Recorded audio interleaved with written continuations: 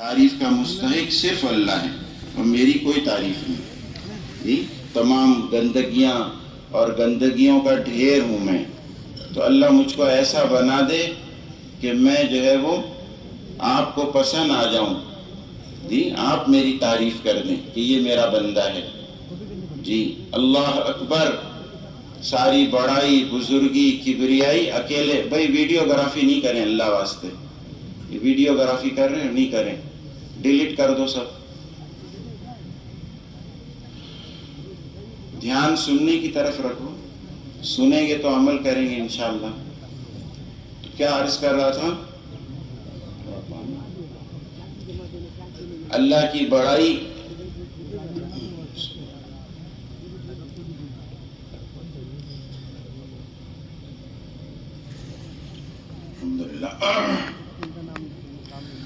اللہ اکبر، میرا اللہ سب سے بڑا ہے جی، اور میں سب سے چھوٹا جی۔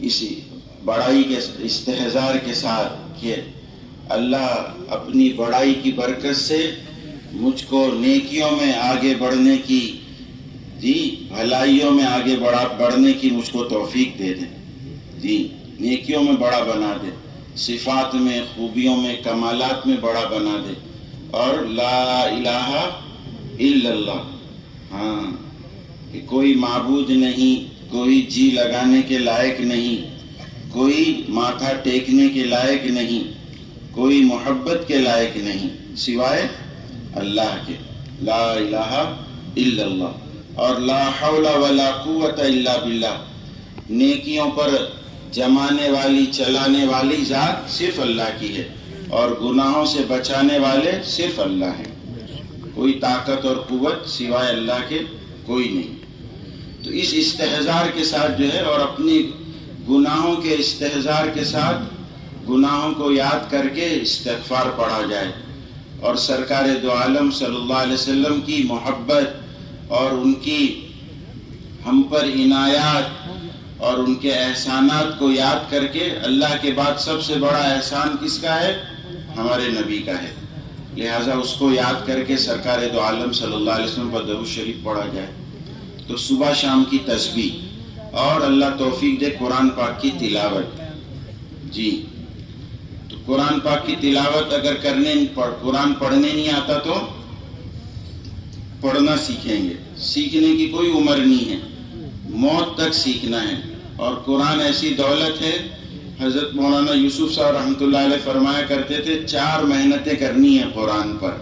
ایک تو قرآن کو صحیح پڑھنے کی محنت، دوسرے فرماتے تھے قرآن کو سمجھنے کی محنت، اور تیسرے قرآن پر عمل کی محنت، اور چوتھے قرآن کی اشاعت، قرآن پوری دنیا میں زندہ ہو اس کی محنت۔ تو یہ ہو جائے گی چلے 4 مہینے میں؟ ہاں بھائی، کتنا بڑا عنوان اور محنت کا میدان ہم کو دیا ہے، لہٰذا پوری زندگی جو ہے وہ اس محنت میں لگے رہنا ہے۔ اور قرآن میرے دوستو بزرگوں، سارے دنیا اور آخرت کے سارے مسائل، الجھنیں، پریشانیاں، روحانی، جسمانی بیماریوں کا علاج کائے میں ہے؟ قرآن میں ہے۔ وَنُنَزِّلُ مِنَ الْقُرْآنِ مَا هُوَ شِفَاءٌ وَرَحْمَةٌ وَرَحْمَةٌ لِّلْمُؤْمِنِينَ جی، شفا اور رحمت ہے ہم سب کے لیے۔ اور قرآن ایسی دولت ہے میرے بزرگوں، اور اتنا بڑا ہمارے لیے سہارا ہے کہ ہم اس کا اندازہ نہیں کر سکتے جی۔ آپ اتنے بیٹھے، میں سب سے پوچھتا ہوں، کوئی ہے جو اللہ سے لڑ لے، جھگڑا کر لے دنیا میں؟ کوئی ہے ایسا جو اللہ سے لڑائی کر لے جی؟ لیکن حدیثوں میں آتا ہے قرآن ایسا شفیع ہے کہ اللہ اس کی شفاعت کو قبول کریں گے، ایسا جھگڑالو ہے کہ اللہ اس کے جھگڑے کو تسلیم کریں گے۔ دیکھو باتیں بھی ہو رہی ہیں، ٹاک ٹائم دینا پڑے گا آپ کو لگتا ہے، وقفہ گفتگو دیا جائے آپ حضرات کو، بیان بھی چل رہا ہے، باتیں بھی چل رہی ہیں۔ بڑے حضرت جی ہمارے کہتے تھے کہ لوگ ہمارے پاس آتے نہیں، باتیں کرنے والے، سونے والے ذرا سن لے اس کو، پھر باتیں کرنا آپ لوگ۔ پیچھے دیکھو باتیں چالو ہیں۔ اللہ رحم کرے۔ وہ فرماتے تھے لوگ ہمارے پاس آتے نہیں، اور آتے ہیں تو سنتے نہیں، آتے ہیں تو سنتے نہیں، اور سنتے ہیں تو لیتے نہیں، اور لیتے ہیں تو عمل نہیں کرتے، اور عمل کرتے ہیں تو جمتے نہیں، اور جمتے ہیں تو اللہ کے لیے نہیں جمتے۔ جی سمجھ رہے ہیں بات؟ تو ایسی کریں گے نا سب؟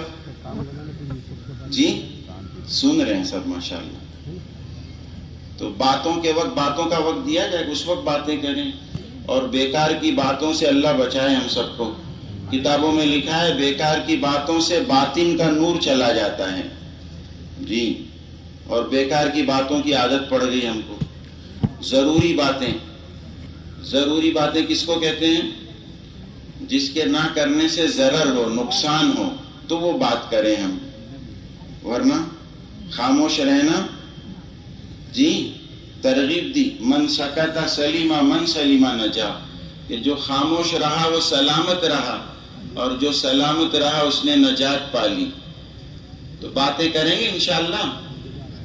جی سن رہے ہیں سب؟ باتیں کرنے والے بھی سن رہے ہیں؟ جی بتائیے کیا کہہ رہا تھا میں؟ جی اب پتہ چلے گا، دیکھو کتنے لوگ سن رہے ہیں، 2-4 آدمی سن رہے ہیں۔ کیا کہہ رہا تھا میں؟ قرآن جو ہے وہ اللہ سے جھگڑا کرے گا، کیونکہ قرآن جو ہے مخلوق نہیں ہے، قرآن صفت الہی ہے، اللہ کا کلام ہے، اللہ کی خوبی ہے، اللہ کی صفت ہے، اور اللہ اس کے جھگڑے کو تسلیم کریں گے۔ جی تو فرمایا جس نے اس کو آگے رکھا اس کو جنت میں پہنچا دے گا، اور جس نے اس کو پیٹ کے پیچھے ڈال دیا اس کو جہنم میں گرا دے گا۔ اللہ بچائے ہم سب کو۔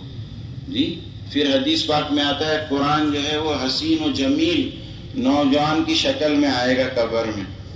گھر والوں نے چھوڑ دیا تنہا، پرانی چٹائی بھی نہیں بچھائی، کوئی ساتھ نہیں گیا، لیکن قرآن حسین و جمیل نوجوان کی شکل میں کھڑا ہو جائے گا۔ تو میت اس سے پوچھے گی ارے تو کون ہے؟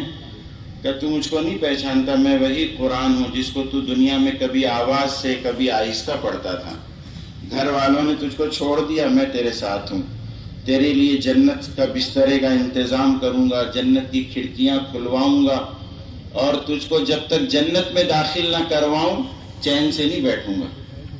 بتاؤ کون کام آیا؟ جی تو قرآن کب پڑھیں گے؟ رمضان شریف میں۔ کب پڑھیں گے؟ ہاں بھائی رمضان تو سیزن ہے، رمضان میں خوب پڑھنا چاہیے قرآن، لیکن میرے بزرگوں روزانہ بھی قرآن کو دیکھنا بھی عبادت ہے، چھونا بھی عبادت ہے، پڑھنا عبادت، پڑھانا عبادت، سیکھنا عبادت، سکھانا عبادت، سمجھنا عبادت، سمجھانا عبادت، عمل عبادت، پھیلانا عبادت۔ جی تو قرآن سے دوستی پکی کر لیں، ہم سب کریں گے؟ نہیں پڑھنے آتا تو سیکھیں گے، شرمائیں گے نہیں انشاءاللہ۔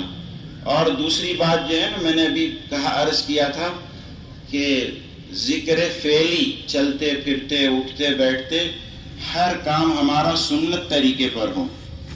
جی سیدھے ہاتھ سے ہم نے کھایا پیا تو یہ بھی ذکر ہے، سیدھے ہاتھ سے لیا دیا، کپڑے پہنے، مسجد میں داخل ہوئے، تو یہ ذکر فعلی، ہر کام سنت کے مطابق کرنا یہ بھی ذکر ہے۔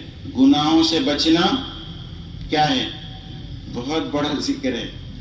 جی ہاں آج کل سب سے زیادہ گناہ جو ہے وہ آنکھوں سے ہو رہا ہے، ہاتھوں میں اڈا آ گیا ہے گناہوں کا، اب گناہ کرنے کہیں جانا نہیں ہے۔ جی گناہ بہت سستا اور آسان ہو گیا، جتنا جی بھی چاہیے لے لو اور اپنی آنکھیں پھوڑو اور جنت توڑو۔ جی تو گناہوں سے بچنا میرے بزرگوں یہ بہت بڑا ذکر ہے۔ حضرت تھانوی رحمۃ اللہ علیہ فرمایا کرتے تھے کہ یعنی بہت مبالغے کے ساتھ کہتے تھے کہ 1000 رکعت تہجد پڑھنے سے افضل گناہوں سے بچنا ہے۔ سمجھ رہے ہیں؟ ہاں بریانی کھانے سے اچھا ہے کہ آدمی زہر نہ کھائے، بھوکا رہے لیکن زہر کھائے گا تو کہاں جائے گا؟ سمجھ رہے بات؟ لہذا گناہوں سے بچنا ایمان ہے، گناہوں سے بچنا بہت بڑی عبادت ہے۔ دونوں حدیثیں ہیں۔ اللہ کے نبی صلی اللہ علیہ وسلم فرماتے ہیں جس نے اخلاص کے ساتھ کلمہ پڑھا وہ جنت میں جائے گا۔ تو صحابہ نے پوچھا اخلاص کیا ہے کلمے کا؟ تو کہا گناہوں سے بچنا۔ پھر ایک صحابی نے پوچھا یا رسول اللہ صلی اللہ علیہ وسلم میں سب سے بڑا عبادت گزار بننا چاہتا ہوں۔ تو آپ صلی اللہ علیہ وسلم نے نہیں فرمایا رات بھر نماز پڑھ،